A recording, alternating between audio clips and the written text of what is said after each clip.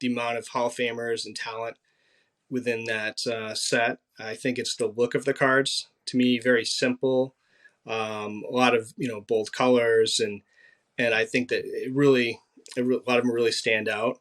It's also very difficult to collect in high condition, just because right out of the pack, the cards are off center. Sometimes they're so miscut that you don't even see the whole player on the card.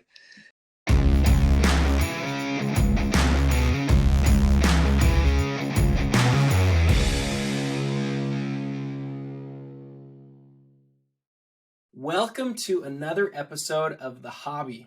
Today I am joined by Jeff Hart, Patriot_sports cards on Instagram, one of the most knowledgeable and best vintage basketball card collectors out there. Jeff not only helped us with the Iconic 100, but constantly is posting different things related to vintage basketball. He has a wealth of knowledge. And Jeff, it's awesome to have you on the show, man. How are you doing? I'm doing great. Thanks for having me, Adam. Appreciate the time. Of course, like I said, having you on for the Iconic 100 was so fun because I got to know a little bit more about your history with basketball cards, and you were willing to do some other stuff that wasn't some of the easier stuff to do on the list. So we were super grateful for that, and I'm glad that we get to talk about all things vintage basketball today.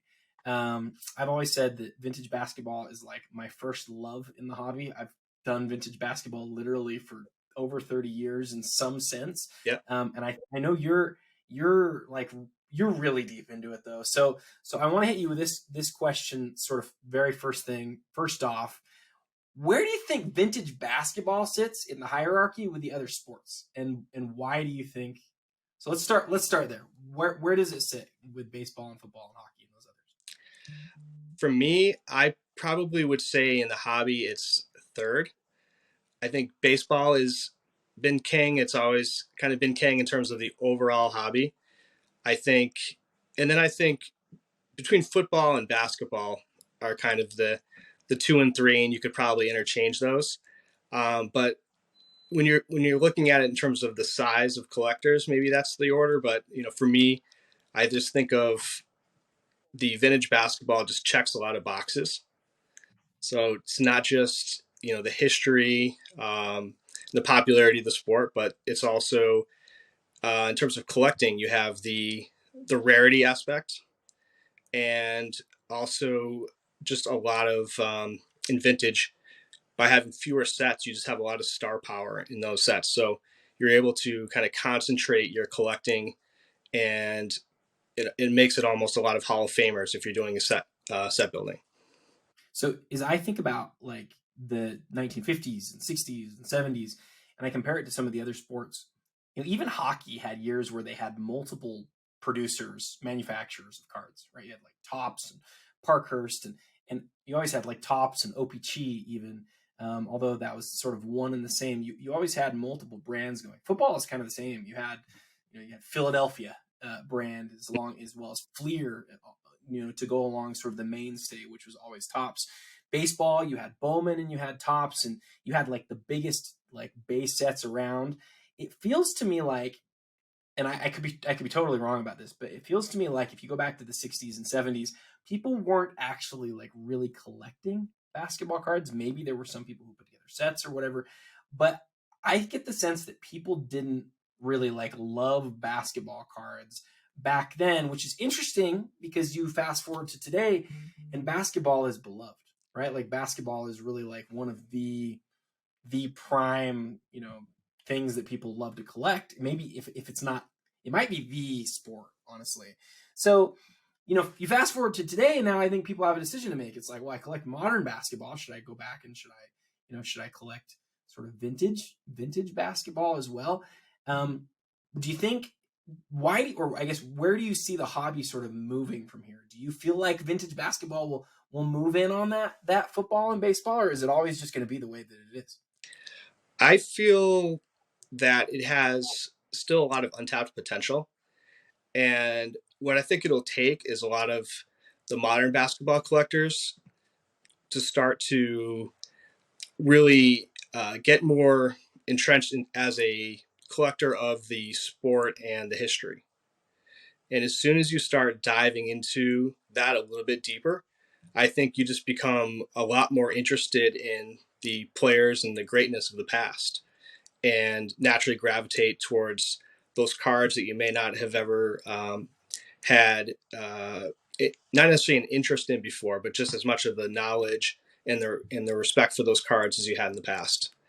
And then you kind of find from there, you kind of find out the aspects of the lower populations, and Yeah. also that you find out there's a very tight knit group of collectors that you get to know pretty well in that space. And it's just like any other card collecting, it's a lot of fun. I talked to Michael Ricosi for issue, I think it was issue 26 of Basketball Card Fanatic magazine, and I was talking to him about different collectors, and he started mentioning a few people. You were one of the people who he mentioned. He mentioned you and another guy who was an accountant and a couple of other people. And what I kind of felt as he was talking about it is, wow, this is a small club, right? Like this is a small group of elite collectors that really, they all know each other. And to me, that's a good thing, but it's also kind of a bad thing, because it's a good thing because it's good to have the camaraderie and some of the other positives that come from that. But it's bad that the vintage basketball sector is maybe so small that everybody sort of feels like they know each other. And to me, it's kind of shocking that it is that way, because the hobby is huge, right? It's just absolutely huge. But like, there's so few vintage basketball cards, Jeff. Like, we were doing some preparation for this as we were planning for this episode. One of the things that the question that I asked is, okay, obviously Mickey Mantle's the guy in baseball cards, and if Mickey Mantle's the guy in baseball cards, maybe Wilt Chamberlain's the guy in basketball cards. And so, to your point, you talked about like the low pops. Like, there are far fewer basketball cards made than there were baseball cards. We know that, obviously. Like, they were far less popular, and then not as many survived. So, in doing the research, this is what I found. So Wilt Chamberlain, like, he has playing days cards from 61, 69 through 73. And I didn't include 74 because he's pictured in a Conquistadors jersey with the ABA where he didn't end up playing. So he really only has 6 years of playing day cards across all of those cards, all of them. PSA has graded fewer than 10,000 Wilt Chamberlain original cards. Like, that's a mind-boggling statistic. Really, like, sit back and think about that for a second. Wilt Chamberlain has 9,871 playing days cards graded by PSA. Total. That's not just his rookie card. Like, that is all of them. And then if you look at Mickey Mantle, Mickey Mantle, 51 Bowman, he's got 2,500. 52 tops, he's got 1,872. 53 tops, he's got almost 5,000.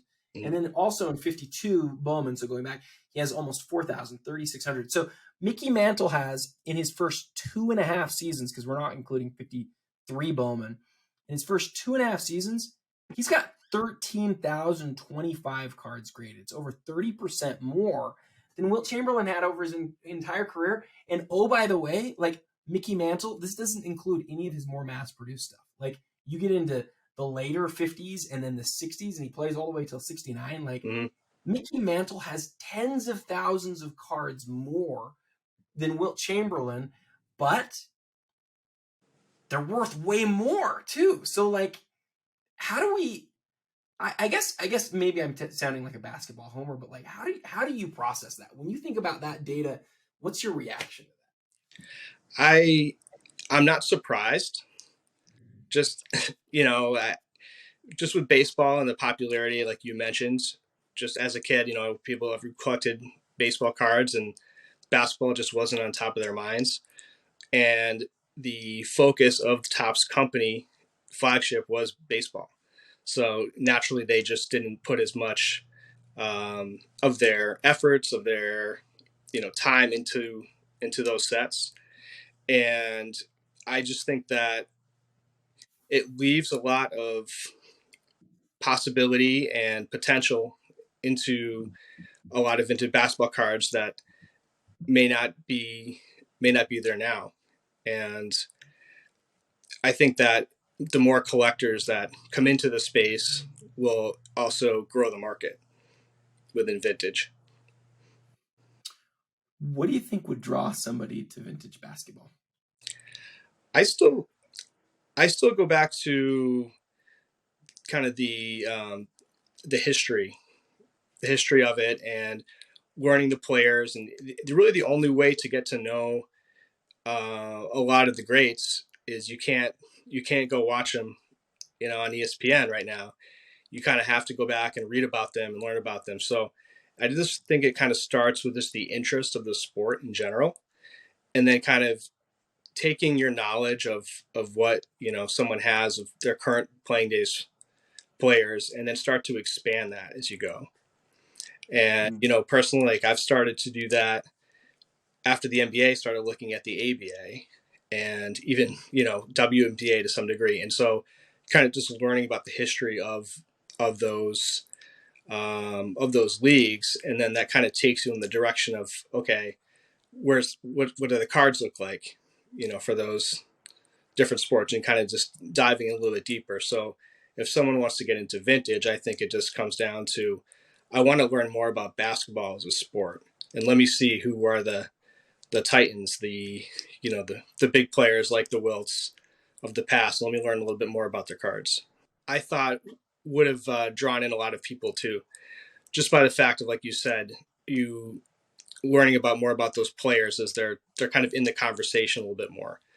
And now that I think about it, I think the one way of kind of keeping those on top of people's minds is being very into statistics and always talking about lists. Who's the top 5 centers? Who are the the top 10 best defensive player, whatever it might be. I think that once people start digging into those numbers, then they start running into players of the past that are somehow are still on a lot of those the leaders and the of the league. So Do you think, has the NBA done a poor job, do you think, with the NBA at 75? Because I think they did a great job at the NBA at 50. At least I thought I did at the time, but then again, I was 14 years old or 13 years old. I wasn't very old. Have they done a good job of the 75th team? On the surface, I feel like it came across to me that they did do a good job. Like, they had the 75 logo. They built some card sets around that had a lot of, showcasing that logo. And they did a lot at the All-Star game, which was cool, if people caught the All-Star game. But at the end of the day, I feel like they did a good job. But when it comes down to, okay, did the word get out? Did people not necessarily care, but did they kind of learn as much as they hopefully could have by their advertising and what they did? I feel like there could have been more, but I don't think it was a disappointment by any means. Yeah. And there's only one player. He wasn't on the top 75, but there's only one player that is in all 3 of the old sets. This 48, 57, and 61. Rakosi told me the answer to this, but I already forgot. Who was it? Carl Braun. Carl Braun on a show about this. In fact, I had it out. I wish I still had it out. But there's the 33 Sport Kings. It has 4 cards. So I think of the vintage as like, I agree with you at the end. It's like that right before the star sets and before the Fleer sets. Mm-hmm. There's that last year of Topps, and then it goes back as far as basketball exists. What sets are there? Are there any sets between that 33 set that had four cards and 48?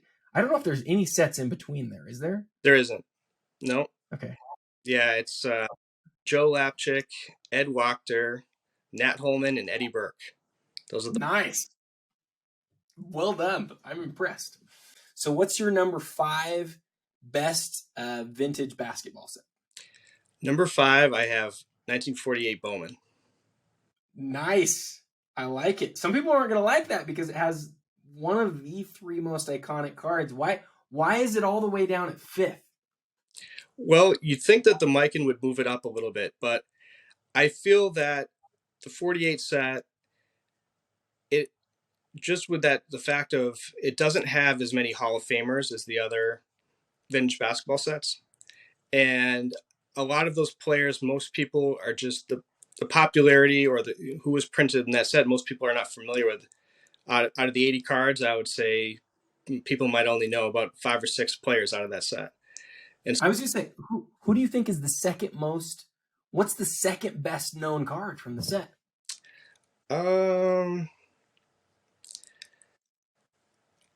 for Hall of Famers, I would say maybe Bob Davies.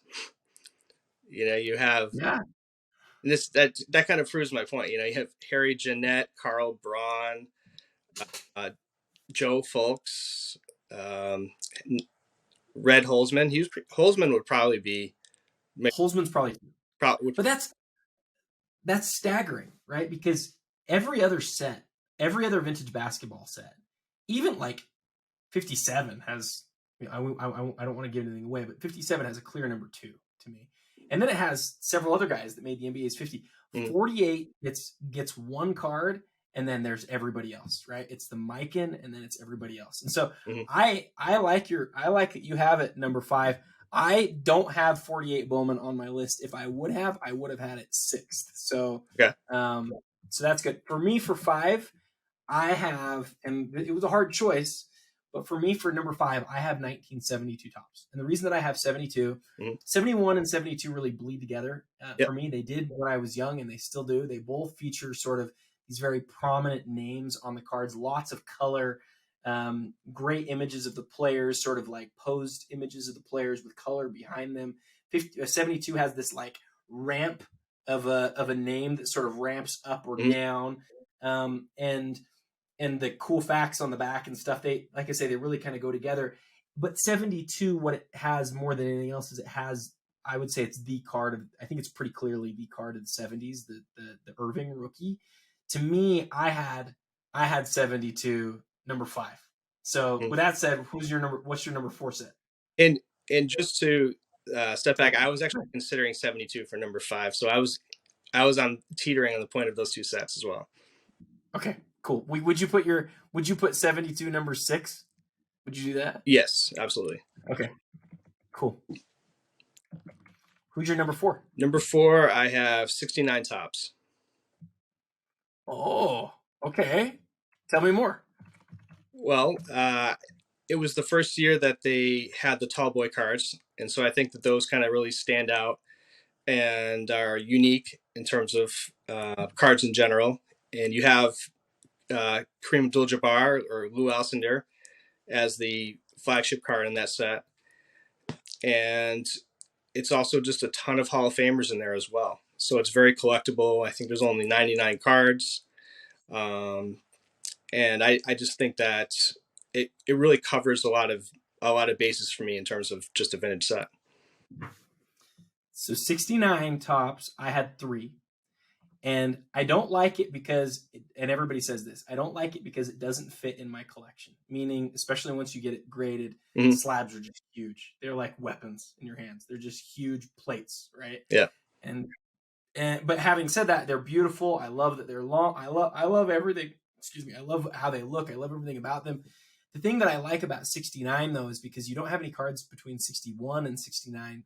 You have the biggest group of all-time NBA's greatest 50 or NBA's greatest 75. I think it's like 11 or 12 guys from those teams. Yeah. Their rookie cards are in that set. So for me, I had 69 3rd overall. I'm now realizing why we have a difference, and it's gonna come up pretty quick. What's your number 3? What's your number 3 set? Number 3, 1971 tops. I like it. Tell me more. Well, that's one of the sets that I think has the coolest looks to them. It's like just very bold colors. It's kind of got the 70s type font. It kind of takes you back to, to that era. And also in just terms of significance, it has out of I think it's like 233 cards, the first 140 or 150 are NBA, but it's the first year that they had the ABA players in that set. So I think that makes a difference. And there's also a ton of Hall of Famers in the 71 set as well for both the NBA and the ABA. Do you look back at the ABA stuff with like a certain reverence, or is it just sort of mixed into the NBA stuff to you? I've come to respect it more and more. as I learn more about it. So I kind of got hooked on the ABA stuff actually. And it really, there's so much to learn about it. And it's very, very interesting of how a lot of the NBA was carved around a lot of things that started in the ABA. So you have the 3-point line. Just imagine what the NBA would be like without the 3-pointer right now. Steph Curry would probably just be an average guard, right? Right.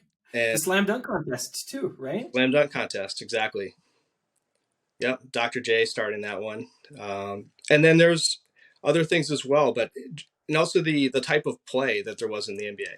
I mean the ABA. So a lot of the fast break, the really slam dunking, a lot of that flair just wasn't as prominent in the ABA in the NBA at the time. Number two, 57 tops. Okay, 1957 tops. I had number 57 tops at 2 as well. Tell me about it. Well, it was the first year that Tops attempted basketball cards, and I think that's an important stat right there. I think that it's another one of the sets that has a lot of Hall of Fame star talent in it, just because there wasn't any sets between 48 and 57, so you had a lot of the greats there, and then you kind of peel back the onion a little bit. You obviously start with the Bill Russell card is the big one, and then taking it with Celtics, you have Bob Cousy and Tom Heinsohn and Bill Sharman, and then you have a lot of the other greats of the day. You have like Bob Pettit, and Ed McCauley, and Paul Arizin, and Tom Gola, and you could keep going on and on. There's probably between 10 and 20 Hall of Famers in that set. So and there's a lot of history, I would say, learning about those players. And it's been one of my favorite sets to collect, and I've built up a graded set of that, as well as a couple of the other ones we've talked about, and I've had a lot of fun doing it. So I think it's got a lot of history to it. Is your set on the PSA registry? Yep, it is. What's the average? Like, what are the stats behind the set? My GPA I think is like a 8.2 around. Wow, that's saying something. What's the pride and joy? What's your card that you own in that set? That's the one that you look at and say, "I've got that one." I would probably say Bob Cousy PSA 8. Okay. So I do have Is which is a 7. Nothing, no problems with a 7, but I like the Cousy 8. So let's talk about the number one set, which I think we both have. We both have the same one. What's your number one? What's your number one vintage baseball set? Pretty easy decision. 61 Fleer. Okay, so me too. Let's talk about that, and then I've got some more questions. Why is 61 Fleer easily the number one vintage basketball card set? Well, I think the a variety of different aspects. One is again the amount of Hall of Famers and talent within that set. I think it's the look of the cards. To me, very simple. A lot of bold colors, and I think that a lot of them really stand out. It's also very difficult to collect in high condition, just because right out of the pack, the cards are off center. Sometimes they're so miscut that you don't even see the whole player on the card.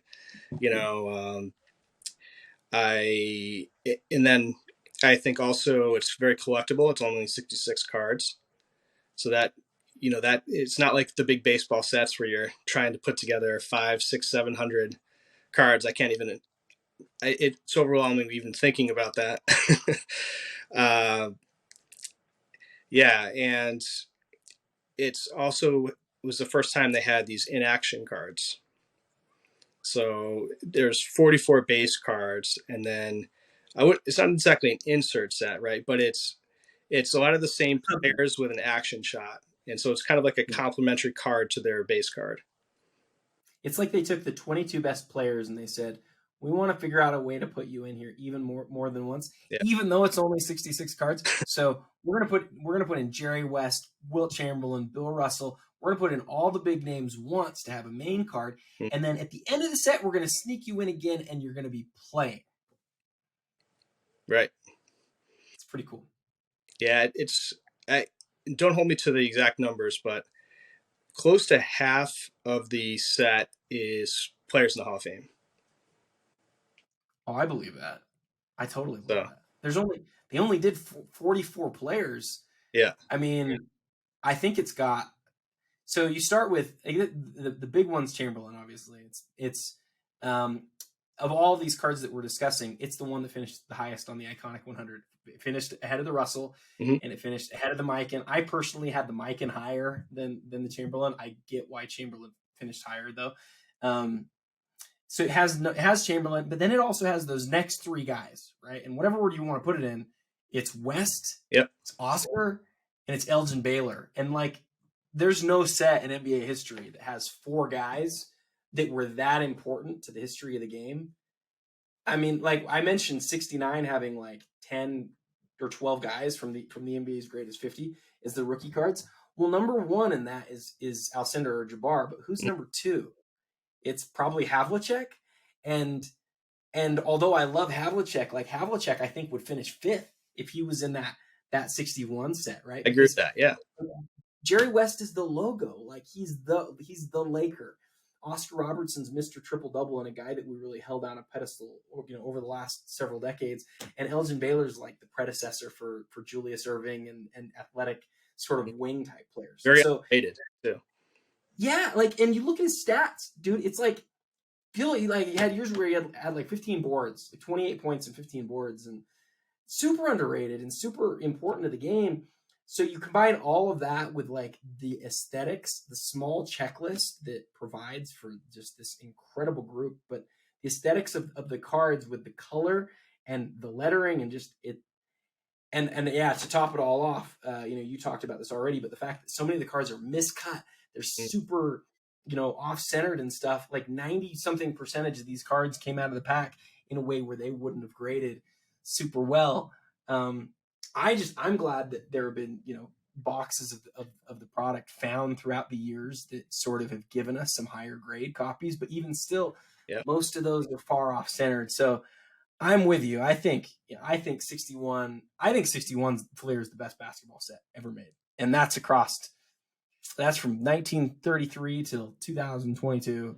I think it's the best basketball set that's ever made. And I'm glad that we sort of landed at the same place. Rakosi told me something on this that was kind of cool.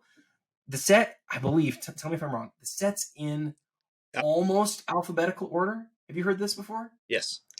What's the story about this? Well, it's in alphabetical order, right, as you mentioned, all the way from in the set number 1, Al Attles, down to number 44, I think it's Lenny Wilkins, right? And Paul Arizin is number 2. But if you think about that for a minute, Arizin should be ahead of Attles.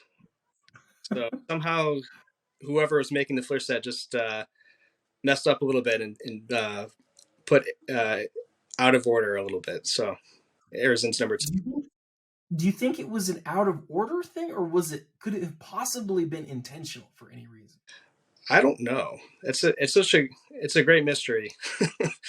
I can't think of a reason why it would be, but maybe there. It just feels so deliberate. Like, how do you get it wrong out of the gate? That doesn't seem like it could be on accident. I agree.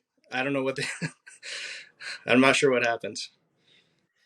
I mean, I don't want to. I don't want to say what. This is not me saying anything conclusive, but we know that 57 Tops was headlined by Nat Sweetwater Clifton as the first card in the set. The majority of that set, the players are white. By 1961, I don't think the majority of the players are white anymore. It's probably pretty even.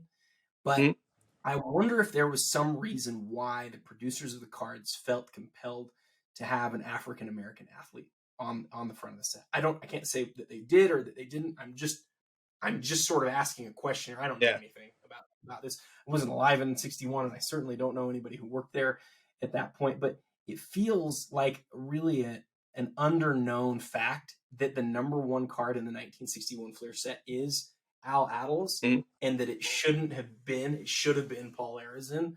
Because Arizin was even a better known player. It's just super interesting. And you that the number one card usually in the vintage sets is one of the toughest to find, right? In high grade condition.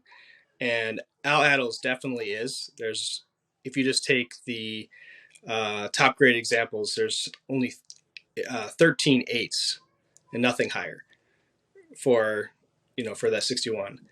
6 really starting at 72, 5 at 48, 1969 tops at 4, 1971 tops at 3, 1957 tops at 2, and then 1961 Fleer at 1. My list is almost identical. It really is. My 6 was 48 and 5 was 72, so we flip-flopped there. My 4 was 71, 3 was 69, 2 was 57, and 1 was 61. And what is interesting about this is, like, I think if we were to have a lot of different vintage basketball guys on, Jeff, I think our lists would all be really similar. The one that I think we both left out that's really interesting, which one am I thinking of? Bird Magic? 1980 tops. Mm-hmm. Why did we both leave that out, do you think? To me, it almost, putting Bird and Magic aside, because obviously that's a very iconic card. We all know that's a great card. Other than that, it really isn't much for rookies. And it's not an oddball set, obviously, but it kind of looks that way. Yeah. And the cards aren't numbered. So it's very difficult to put together a set. And because there's also a lot of repeats in those 3-panel cards. And so if you want to collect Julius Erving, there's maybe 3 or 4 Irving cards, and a lot of times it's just very difficult to figure out one from the other. So I think there's a little bit of confusion, I would say, in that set, and a lack of rookie talent aside from Bird and Magic. I think it's interesting that the second most iconic basketball card of all time doesn't get the 1980 top set on the list. And it's because I think a lot of people don't like collecting the set. I think it's harder to look at, and all those things that we just talked about. Before we go, let's talk very briefly about some of the important sets. You referred to them as oddball. Some of the important sets that people don't know about that they ought to. Maybe the same sort of thing. What are 5 sets from the vintage basketball era that people should know about that they don't? Well, I think there's definitely a few. I would say one of them is 1972 Icy Bear. To me, that's a pretty fun set, and there's a lot of star power in that set. So you have, it's got a picture of the little igloo icy man, and I can't imagine how they came with icy drinks. To me, it seems like they would be in a lot worse condition than they are. But makes you wonder if some got held back and they came from the factory or something. Because same thing. Like, there are some nice copies of that set. Why? How did they even come to exist? Exactly. Yeah, and you pretty much have all the stars from the 70s in there. You have, Kareem, you have Wilt, you have Havlicek, you have Maravich. You name it, they're all in that set. Which I think the star power actually makes that set, in my opinion. And they're huge. They're like posters. They're bigger than 69. I'd say you could probably compare them to like the 76 tops, about that size. And this is probably one near and dear to you, if I remember correctly, is 68 tops test. I mean, you could look at that as oddball, I'd say, just because of the rarity. And absolutely. It says tops in the name, but like the fact that less than 15 of each example exists, I think makes it oddball. I totally agree. Sorry, continue. Let's see. I would say, again, this is a tops issue, but 1971 tops trios. So they're 3-panel cards, the black 3-panel cards. Stickers, exactly. And they each came in the pack of 71 tops. And, so the 3-panel cards, it wasn't the first time that they did that in 80 tops. They did this as I don't know if it was an experiment or whatever it was, but They produced these in 1971, and I think they're really cool cards. They're with black borders. Just think about it. They're tough to find in really good condition, and it's a pretty neat little set to put together. I've bought more than one vintage basketball collection that has like a 1971 Chamberlain where somebody has stuck the 1971 sticker to the 1971 card. Interesting. And then the other thing that I've seen multiple times in that trio, there's also a couple set cards at the end of the set that don't have a number on it that have all the teams. So Yep. like the ABA, all the ABA teams, and I've seen people, I'm sure you've seen this too, where people back in the day would pull the sticker off and put it on the card of their favorite player. So they pull off the Lakers sticker and go and put it on that pink Wilt Chamberlain card, and Yeah. it's forever, it's forever ruined. I like that. That's a great that card is sort of in the same vein as like the Rulers. I was going to mention that. Yeah. Yep. Yeah. Sorry, and I didn't mean to steal your thunder. Tell us about the Rulers. Yeah. So those they came in each of a pack of 69 tops, and how tall are those? Probably like what would you say? Cards. Like 8 inches tall or something, maybe more. Yeah, like that, something like that.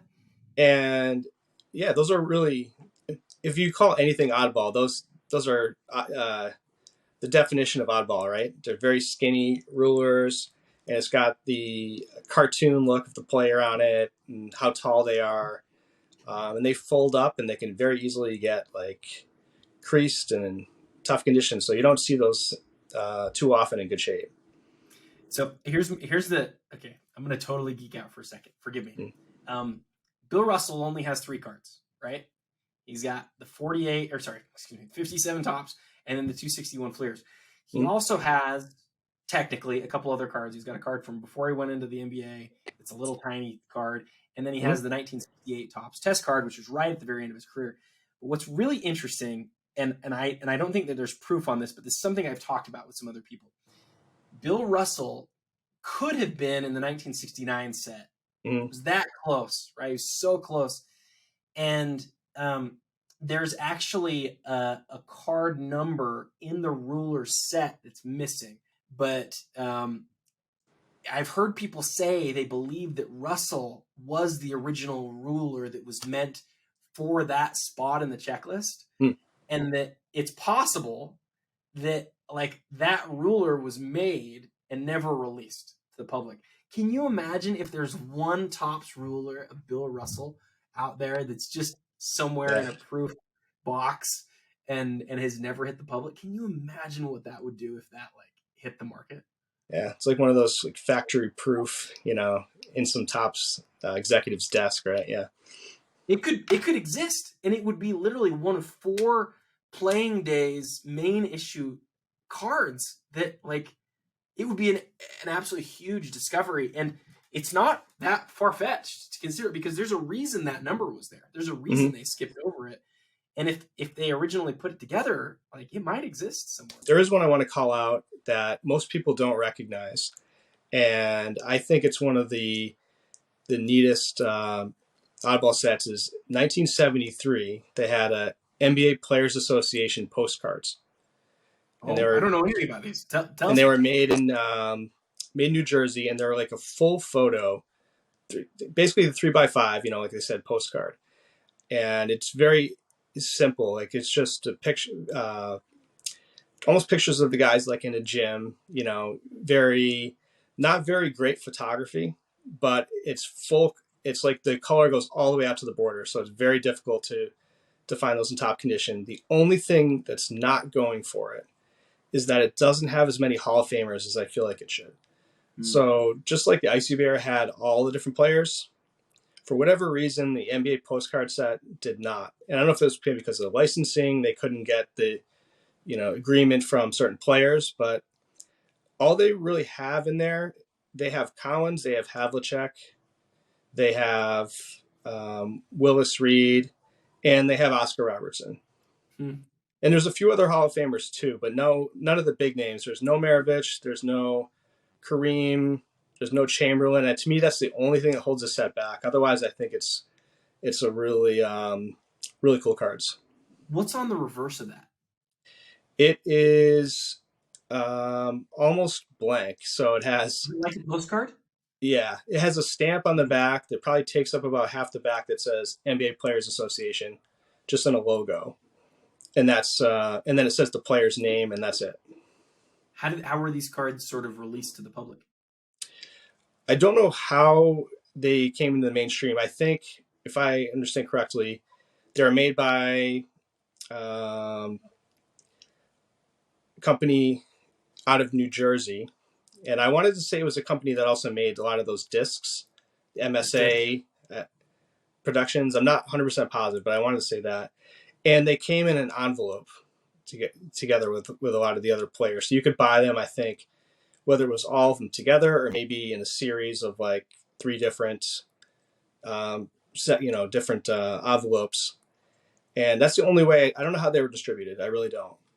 One It's interesting thing though that I've heard, and there's always a lot of stories, backstories, like, oh, the mantles got thrown in the ocean, right?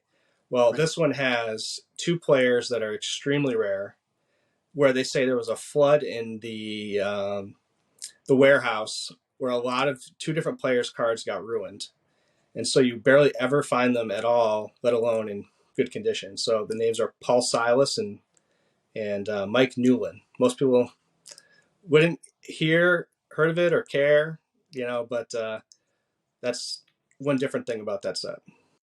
That is, I'm glad to hear some of those details. I didn't know about those. I think I might have an image of them in my mind, but I might be wrong. I might have been thinking about something that Topps made. But the thing that's really why it's cool to talk about the oddball stuff, and I'm glad you wanted to. Um, the if you're like putting together a run of all of a particular player's cards Mm-hmm. from an era, um, in basketball, it's really pretty easy. Stuff isn't too expensive, and it's pretty easy to find. It's not like it's super rare, especially if you want to get it raw. Like you can find most stuff really cheap. Yep. But some of the oddball stuff makes it incredibly difficult. Even if you go back to like a guy like Mikan, right? Mikan has 4 or 5 really important oddball type cards. Right? I have Yep. one of them. I have his Bread for Health label, which is super cool. I love That's really cool. Yeah. it. But he has like way cooler things in the Bread for Health. Like he has the what is it? Scott's The kelp. potato chips. Yes, that one. That one is the one that's like Mm. the granddaddy of them all, right? Like this big, giant, awesome artwork. Very few of them that have been graded. And so, you think about that along with some of like the Wheaties boxes stuff and like some Mm-hmm. of the little sticker type things. Yeah. Mike probably has, I don't know, I don't want to even hazard a guess, probably 10 or so like cards that you could go out and you could spend some real time focusing on like getting the key stuff and like you could have a blast looking through all of the Mikan cards that exist out there, and never like feel like you really finished.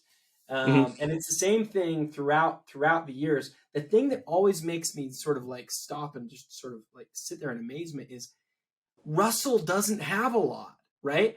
Nope. I guess Russell has a coach's card or a team card in 1975 Topps, but other than that, and the ones we already called out, he doesn't have any other cards, which is crazy. Yeah.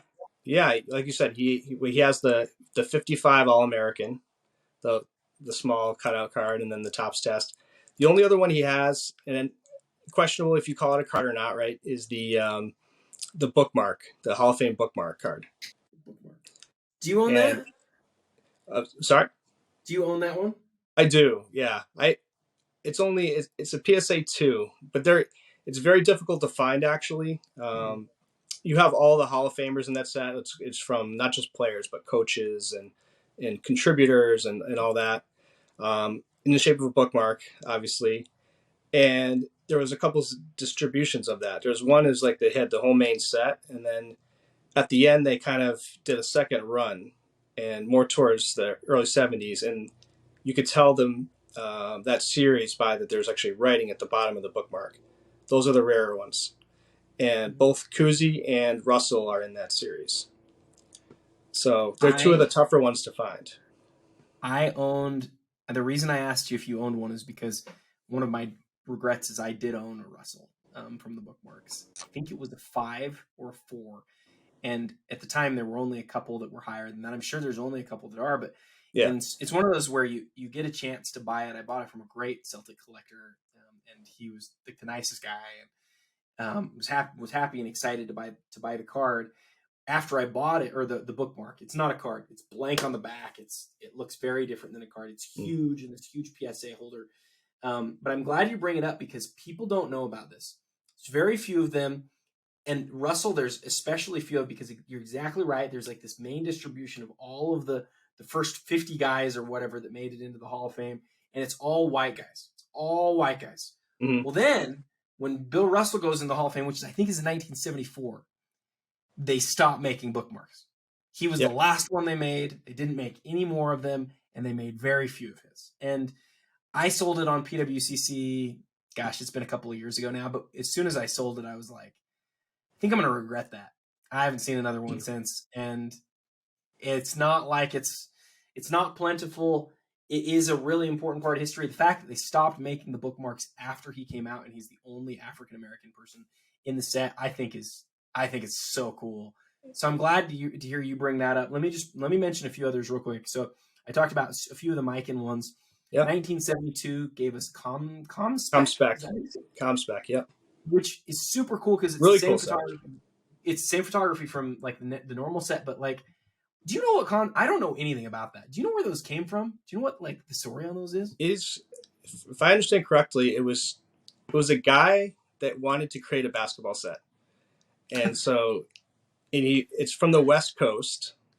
I forget where, somewhere in California, but he decided I want to create a basketball set, and he did, and they just never really got distributed. I don't know if it never caught on or whatever, but he was able to get most of the big names in the set, which makes it pretty cool. It's very simple, right? It's got a picture and maybe like it's a little bit of a little bit of color, it's something at the bottom, and then some stats on the back, but that's it. It's probably it seems to me like he probably like asked Topps if he could use the images that they got, because they're all the same images. The cards are paper thin. I don't know anything else about them other than that I would really like a Chamberlain because there aren't a lot of them that exist. And if you're going to put together a Chamberlain run, that's one of them that's like the Topps test card from 68. It's like one of those where finding that is really tough. Mm-hmm. There's also you mentioned discs. There's like an actual disc, like an actual record of Pete Maravich and Chamberlain and a few other guys. What's Mattel? Mattel? Yeah, it's Mattel record discs, and it's probably about the size of maybe like a silver dollar, or something like that. And it's a little record. They had a record player that you could buy, and these discs played on the record player. And I think the record players are very tough to find, and I don't know what they sound like, but I think it was like Havlicek stole the ball. When you play that, it might play that clip when you do that. So there's some recordings on there of the players, and there's one that's single-sided, and then there's one that's double-sided. So I'm not sure which is more difficult than the other, but there's two versions of those discs, and I want to say it's maybe like 1975, but I'm not 100%. I think that might be right. The listeners can tell we're totally like just sort of thinking out loud about the different things here that are worth talking about. But the reason that I think it's cool to talk about these things is that, like, you started talking about those 3x5s. Like, some of these cards are really expensive, but some of them really aren't. And if you're a Maravich collector, I remember seeing those discs sell for very little money. And again, if it was in the world of baseball, to sort of bring this conversation full circle to what we were talking about with Wilt Chamberlain versus Mickey Mantle, if something existed in the world of baseball cards that was as rare as these oddball basketball cards do, they would be worth, I don't know what the multiplier is, maybe you do, Jeff, but like it would be worth so much more money. But the world of vintage basketball is just unexplored compared to the world of vintage baseball. And to me, as somebody who loves basketball, who's always loved basketball, like, I just see that as a really cool opportunity, both for collectors and for investors, because I would think that as the years go by, people will look at it from an investing perspective and they'll say, wow, the 70s and the 60s and 50s, they were very important times for basketball, and there just isn't a lot of good stuff. And as collectors, like, at some point, the 5 ComSpec Wilt Chamberlains, or however many there are, there's not really 5. There's like 12 or 15 or something. But at some point, those are all locked up. They're all gone. Right. You can't get them anymore. And so I just think I think you're a great resource for this. And anybody who's into vintage basketball, like, check out Patriot Sports Cards, Jeff Hart. Jeff, do you have any other thoughts before we go? Well, thank you again for having me. It's been fun talking vintage, and I just think exactly like you mentioned, it's sort of unexplored space, and I think it's something that has a lot of potential, and there's a lot to learn about it, and it's a lot of fun, and I think it's something that's worth another look if you haven't at this point. I love it, Jeff. Again, Patriot Sports Cards on Instagram. Jeff Hart, one of the premier experts when it comes to vintage basketball. Check out his sets on the registry. What's your name on the PSA registry? Remind us of that too. Hart Collection. Hart Collection. Pretty simple. Okay. So, yeah, if you go on there, what I mainly have is the Hall of Fame rookie set. So that obviously grows every year. And for actual sets, my ones that I'm most proud of are the 61 Fleer set and 57 and 71. Oh, you've got a top end 71. I didn't know that. I should have known that. Do you have the PSA 10 of Wilt? I do not.